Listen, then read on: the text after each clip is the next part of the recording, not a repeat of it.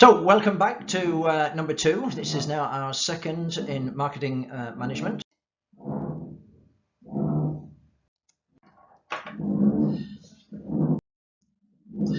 Today we're going to be looking at strategy and planning. Now before we even start, what I want to concentrate on is start out by saying about the strategy part. What exactly does strategy mean? We tend to have a more generalized idea of what it is, but obviously things like strategy and tactics, we know they come from military applications from centuries ago. And if you consider that strategy, what it actually means, where the word comes from, it means generalship. In other words, what generals do. Generals are the ones, if you may not have done military service, but if you've ever seen a war movie, as you're aware, the generals are not the ones at the front actually doing the work. They're not the ones doing the attacking or whatever they're doing. They're the ones way at the back deciding what it is that they want done. In other words, they're the ones that set out the goals of what they want to achieve, the objectives. So in military terms, they would want to conquer a town or establish a beachhead or do a landing or something like that. Similar thing in terms of business. It's setting out the goals of what we would like to happen. Then we get into the more closely monitored specifics of things like the tactics, how we are going to achieve these things. So today we're going to be looking at this. So specifically, how does marketing affect customer value? We keep talking about value, and unfortunately we're going to keep going on about it as well. How is strategic plan carried out, and different levels of the organization? Now, obviously, what we're looking at in this particular idea, in this presentation, are larger companies where maybe they have different divisions, different product lines. So we're going to be looking at things in a more global strategic area in the sense of a large company and how these big decisions would affect the whole company. And then we're going to touch on the marketing plan itself and what that includes. So we're now going to get started on that. Now, we've already touched on this more than once, as we've seen several times, about having to deliver value. And again, this is what we're all about in marketing. It is exactly that. We have to choose or decide what it is that is of value that we want to provide and then communicate to our customers. If you think about a basic business, any kind of business, but certainly in something where we are producing something, the main activities we would have, where we would have to source the actual products and have to get the stuff, get them transported to our base to assemble them to our factory. Well, getting them there is the inbound logistics. The operations are actually assembling the product, making the item that we're selling. The outbound logistics are shipping that product to our sales, where we're selling them, either to a particular customer or a store or wherever to be sold onwards. So they're the main things we're about, but obviously we also have the marketing. Without the marketing, we wouldn't have anywhere to ship our products to. And further to that, equally important, and depending on the kind of product, maybe more important, is the service that we provide afterwards. For various reasons, we want to maintain the customer being happy, we have to maintain the product in its useful lifetime, and of course we want the customer to come back and stay with us. Why? Well, it's estimated it's between 5 and 7 times more expensive to get a new customer than to keep an existing one. Why keep trying to get new customers when we can satisfy the same customers and keep providing for them? Obviously, there are ancillary support activities that we have to do. Procurement, actually finding or sourcing the products that we need. Human resources, most of this is done without, not just with technology, it requires people involvement. We do have technological development and the infrastructure that we have, the shops, the stores, the connections, etc. And the aim of this, certainly as far as the company is concerned, is to produce a margin. In other words, more than we cost us to produce something, a profit. After all, in most cases, I am aware that there are certain exceptions where we're not after a profit, but in most cases in business, that is what we're after. We're after making a profit. When we're actually looking at the core business processes, certainly as far as before we're even starting to get to marketing, we have to understand the market in itself. In other words, the people that are out there, what is it that they want? We know the kind of industry that we're in. We can accept that, but we're trying to find out what it is. We have to get to know our market. We have to start understand, do they want a high quality product or something that's cheap and cheerful? Do they want something that they can get very quickly, or are they prepared to wait? This is the market sensing. We have to sense our market, understand them.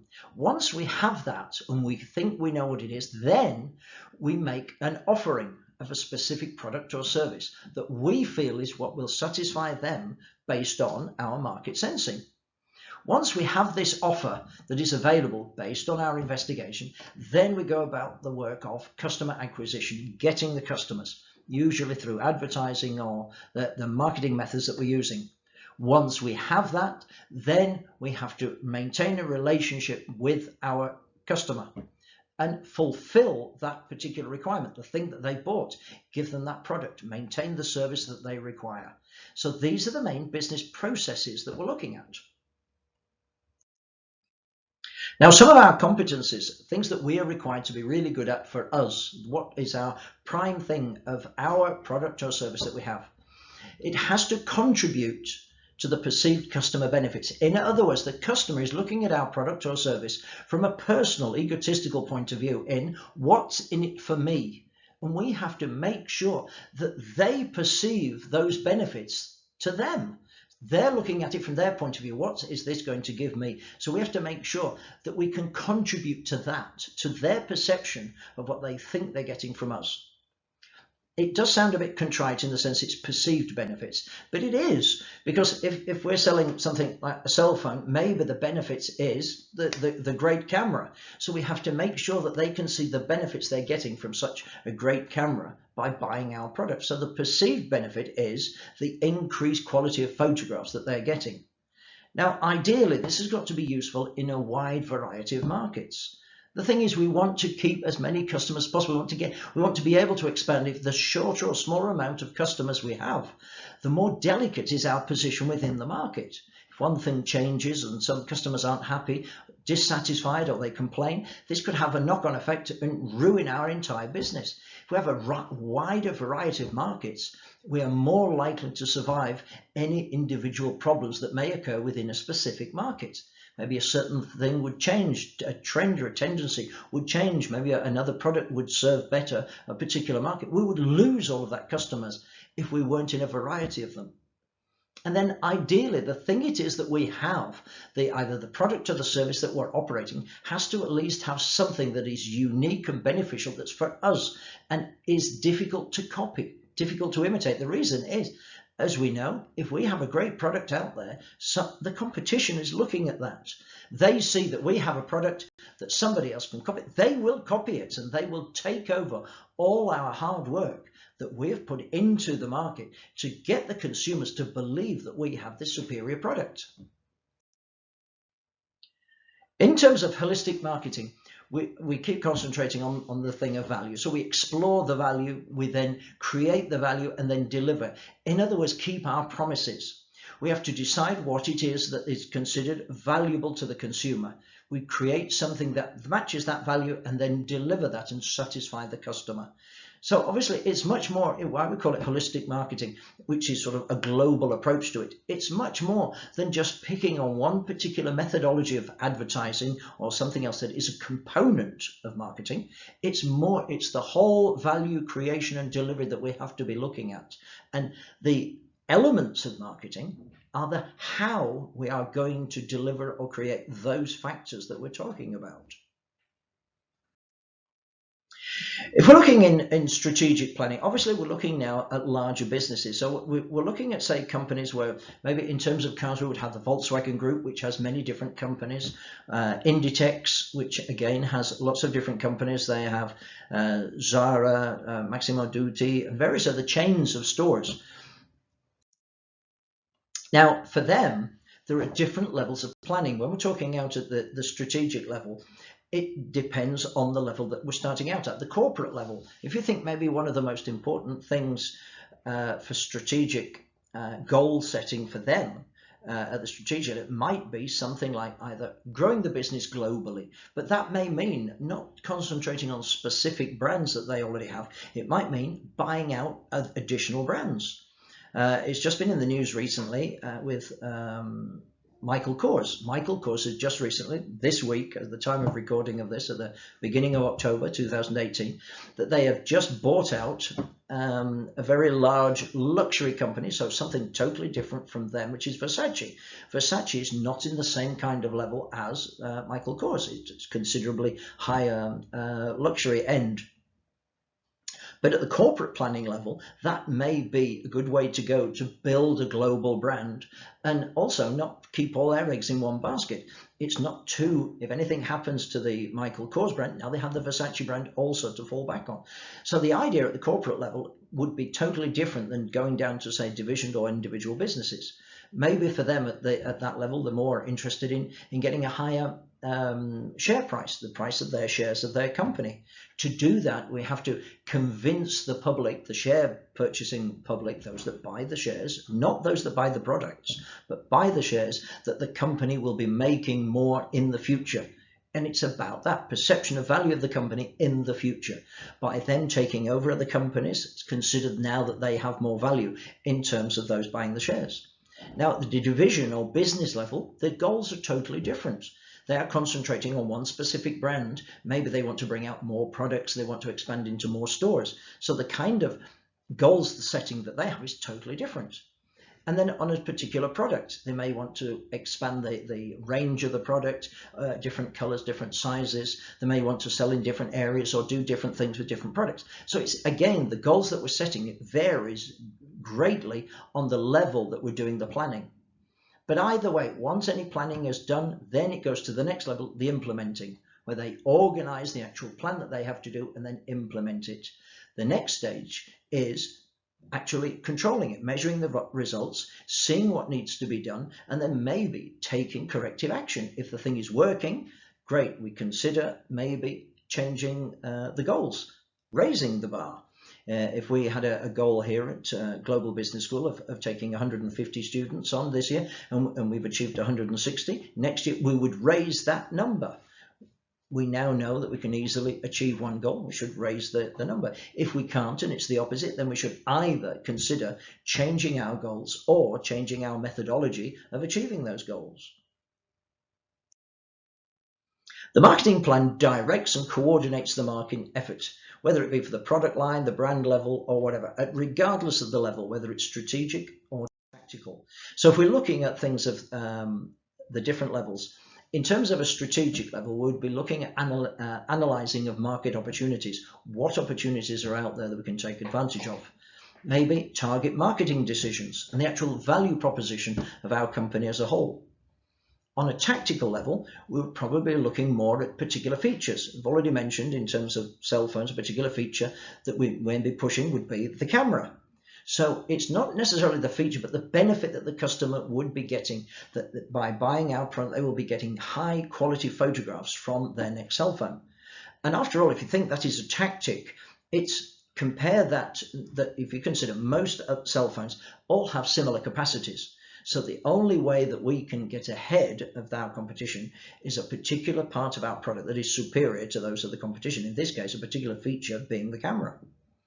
Or maybe we're going via a promotion. Now, a promotion, normally we think in terms of discount, offering a 20% discount on some or all of our products, 2 for the price of 1, or buy this, get 1 free. If you buy one particular thing, you buy a shirt, you get a free tie, particular promotions. Again, this is more of the tactical level of this is to get more sales, get more people to buy our products that we didn't have before. But obviously, because we're giving more things or reducing the price, generally speaking, it means a drop in profit. But hopefully, depending on how we've done this particular tactic of promotion, if we get somebody in to buy something whether it's discounted, they would probably buy something else as well. So we're hoping for cross-selling as well, which is why we operate promotions. And then with merchandising to give other options and offers of people to buy things. Generally speaking, pricing is obviously a huge tactic. Most of the times we think of dropping prices as the main tactic, which is fine if you're in that market. But again, if we have 2 particular products that we're comparing and one has a higher price, our perception, generally speaking, is that that is worth more and therefore has a greater value to us maybe. So the pricing could change our perception of the quality of the product and maybe make us prefer to buy one over the other. And this would have a direct link to the profitability of the company. We're selling the same amount of items, but at a higher price, thereby making more profit. Now, the sales channels may be a particular method. Are we going to go through particular stores, or are we going to go through direct to the consumer? It's an option. It's another tactic that we could use to make more money. And then, of course, the service that we offer. The sale does not end once the customer has bought the product. The sale ends literally at the end of the lifetime of the consumer. That's what we want. We want lifetime customer value. So we want to continuously service the product and the customer. Now, looking through different levels of corporate planning, we're going to look at that the basic of defining what our business does. Now, most people tend to think this is fairly obvious. Our business is in the market of selling a certain item or providing a specific service, but it's not that clear cut. We've got here, what is our business, or who is our customer? What should our business be? What will our business be in the future? And this rather explains things a bit. It's one thing that we are now, but because of technology changing so fast, maybe what we're doing now is not the same thing we're going to be doing in the future. If you use the example of Uber, is perhaps a good one. When Uber first started, well, arguably some people thought it was a transport company because they were providing a taxi service. But they argued, no, that is not our business. We are not a transport company. We're not taxi service at all. We have no cars, no taxi licenses. We employ no drivers. Their argument was that they are merely a technological platform, a platform that was there to help people who had excess capacity in a car, to get people who needed to go somewhere and connect the two together. However, we now know that there's been a lot of controversy since then, and certainly real, genuine taxi drivers have become somewhat upset with them because they've had to buy the car and get the license and follow the rules and regulations of particular cities and countries, which those operated by Uber were not applying to. So they had to change their business. Their business suddenly became that the only way they could operate was to take on this particular service of being a public service vehicle operator and assume other responsibilities, which then meant that the customer changed in the sense, not those using it as passengers, but those with the cars. They now had to be qualified. They had to be a particular kind of vehicle, a luxury vehicle or whatever. So the thing has changed. And because of that, so is the value. So the whole thing can change. It's not as simple and clear cut as it should be. We've got to look long term at these things. We can't look at exactly what our business is doing just at this particular moment. Now, if we look at a mission of a particular company, an ideal characteristics of a good mission statement are these here. It should focus on a limited number of goals. It should stress the major policies and values of the company, but it should define major competitive spheres.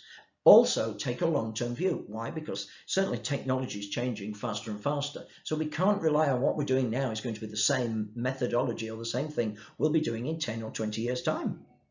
But it should also be short, memorable, and meaningful.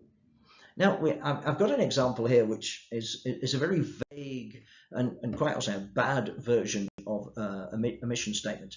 To build total brand value by innovating to deliver customer value and customer leadership faster, better, and more completely than our competition. Well, obviously that's very vague and doesn't really say very much. Now, if we were to look at something a little bit more real, if we were to consider Google, what is their mission statement? Let's see how we feel about this. To organize the world's information and make it universally accessible and useful. Well, yes, they have a good point here because clearly they want to have most of the information on the world available. But we know for the fact that it's not real. They do not have all the information of the world on there. And for obvious reasons, they don't give you information of how to make weapons of mass destruction online because of legal reasons. So all the information isn't out there. And again, universally available. It would be nice if it was, but we know there are many countries have restrictions, China being a good example. They have a different version of the internet, and Google is severely restricted in the information that they're allowed to supply in certain areas. And obviously places like North Korea, they don't even exist, and they don't know who Google is in North Korea. And then again, it has to be useful. It's one thing. giving information, but it's what we are looking for. And that in itself is the most important thing. If you consider, I've done some searches recently. One search would be when I was looking for a television production company. So I was looking for a company that would produce content for the television. But what I actually got was advertisements for LG 55-inch screen televisions. Not what I wanted. In other words, not useful. It wasn't the thing I was looking for. So in that case, it doesn't always work. However, occasionally it can do. I was looking for a certain brand of well-known shoes, whose brand I couldn't remember or actually remember how to spell, which were those with the red soles. So I actually wrote in red-soled female shoes, and sure enough, Louboutin shoes came up. It anticipated or worked out what I was looking for and provided me with a useful answer of where I could get that particular brand. So it did work sometimes. Now, we have philosophies as well. We have to know what kind of philosophy, how we are doing these things. So this here, we build brand and make the world a little happier by bringing our best service. And while I'm doing this, I'm in the process of finding one which was a real one rather than maybe this, which I think I would like to share with you, if I can find it here. And I'll admit I should have done this earlier, which is the mission statement for Starbucks.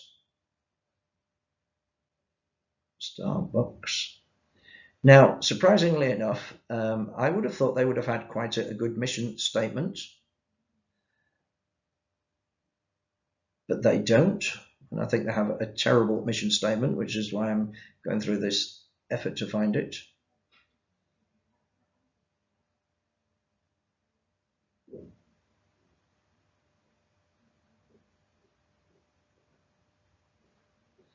So if we look at this one, their mission statement, and this is quite real. Starbucks Coffee corporate mission statement: to inspire and nurture the human spirit, one person, one cup, and one neighborhood at a time. Well, that's certainly some nice words, but I just really don't think that is realistic. Inspiring, nurturing the human spirit through a cup of coffee. So again, I'm not particularly keen on some of those, and I feel that they are very vague. After all, certain places may need their spirit inspiring, but at $6 for a cup of coffee, I don't think that's the way to do it. If we look at Google's philosophy with the things that they concentrate on, which are the important things here, focus on the user and all else will follow. Now, if you analyze what they actually do, how important it is in terms of, as a customer of Google, the customers are those that are paying for Google's service. In other words, those that are paying for advertising. What we are as users of Google, we aren't the customer, we're the user, but we effectively are the merchandise that Google is selling effectively, because they get no money out of us for doing a search, but they get money out of people who want to present products to us who are searching.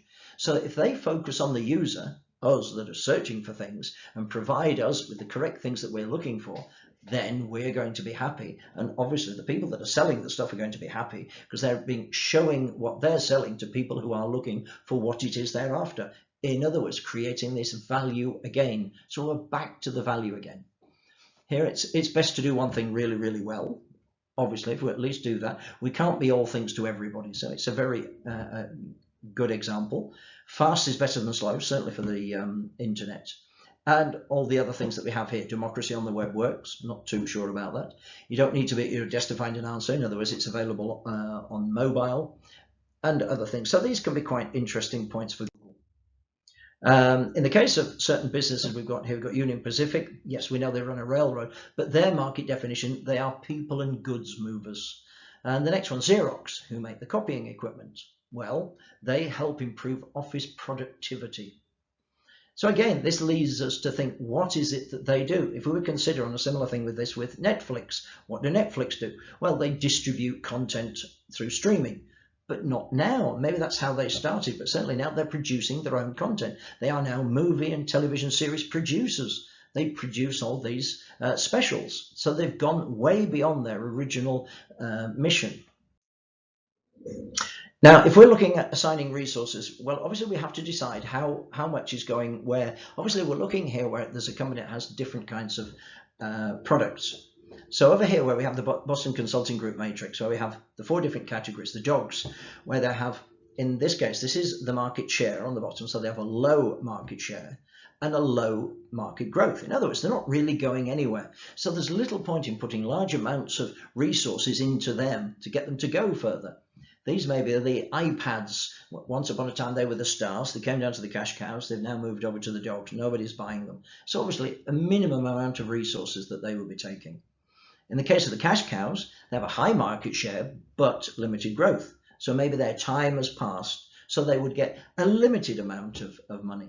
Obviously, the stars would get the majority of resources. They've got high market growth and obviously high market share. They are going places in a big market.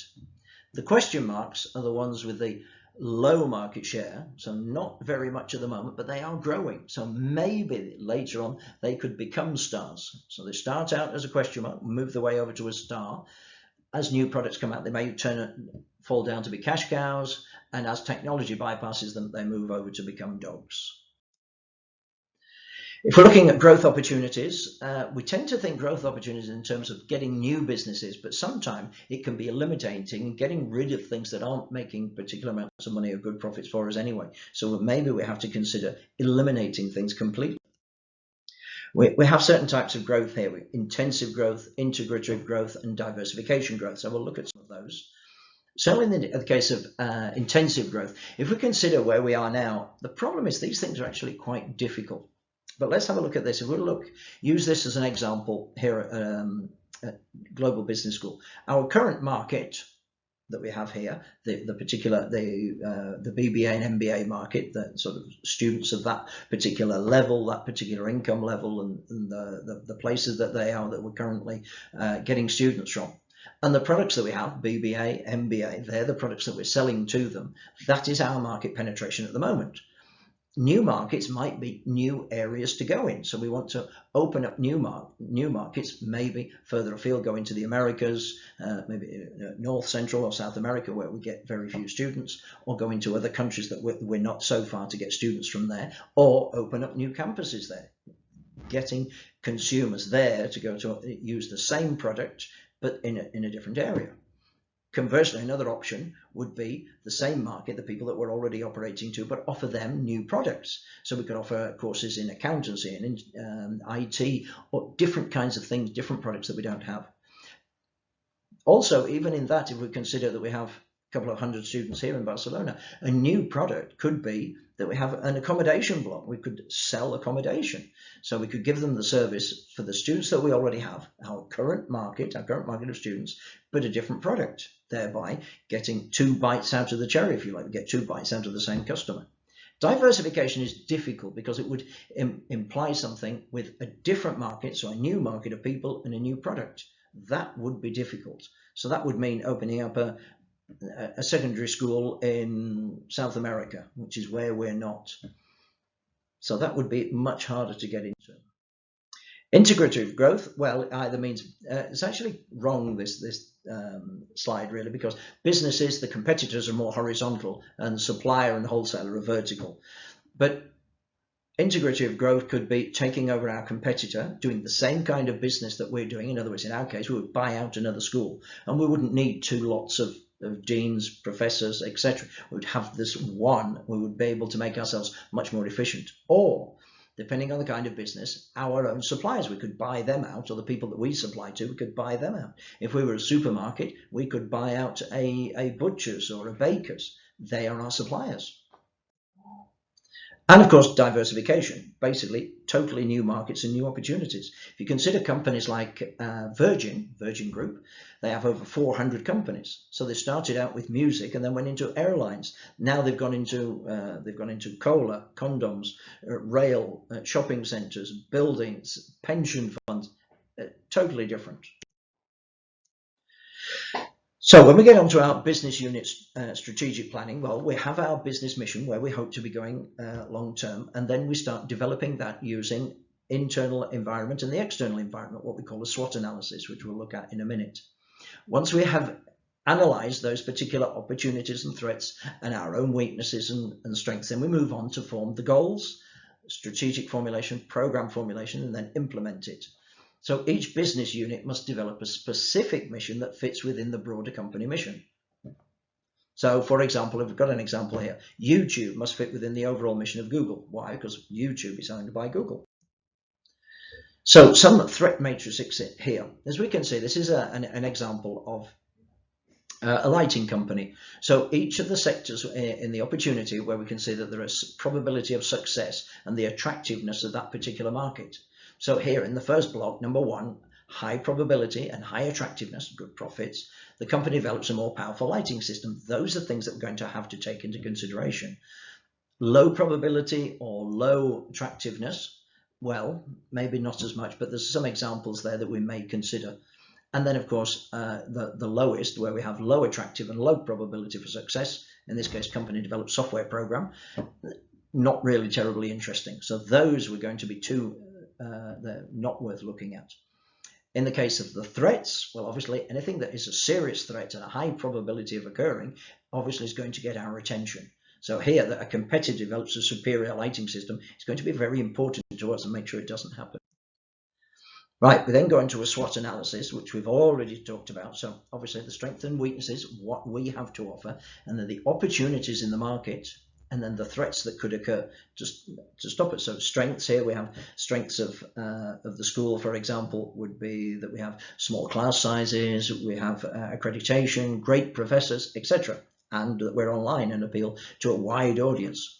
Weaknesses may be the similar thing, that we have a small campus and we're not able to offer other facilities. The opportunities, the fact that there's greater interest in business opportunities and we can do this via online as we're doing now.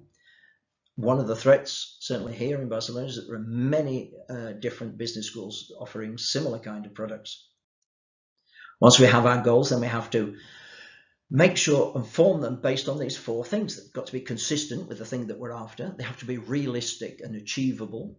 They have to be quantifiable so that we know if we've achieved them. If our goal is 150 students, have we achieved that? It's a quantifiable number. And then we rank those goals in order of priority. So maybe the first priority is getting a number of students, then maybe it's improving the classes, and then maybe it's getting more accreditation.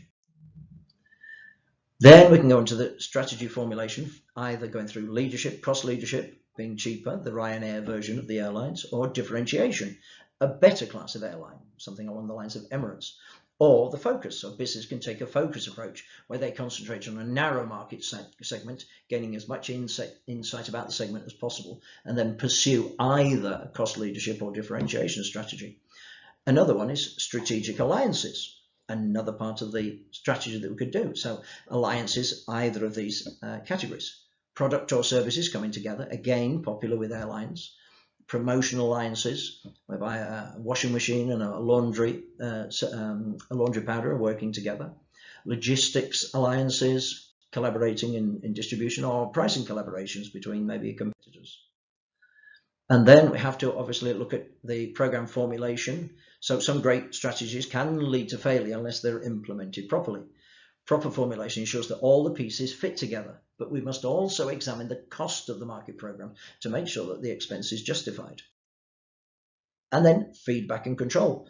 Changes in the market are inevitable. We have some plans that we want, but then it hits the real life and that things can change. So we must be aware of what can change and also have the ability to manage that change over a period. And the next time we get back, we'll be looking at the main sections of the marketing plan. So the summary, table of contents, the situation analysis, where we are in the market, what is happening, how we are going to use our strategy to do that. None of this is free, so we need the projections for it, how much we have to spend, how much we anticipate getting back, and then implementing the controls to see if it has worked and what we need to do for corrective action. And that is all that we have time for today, so I shall see you soon with a new class next week.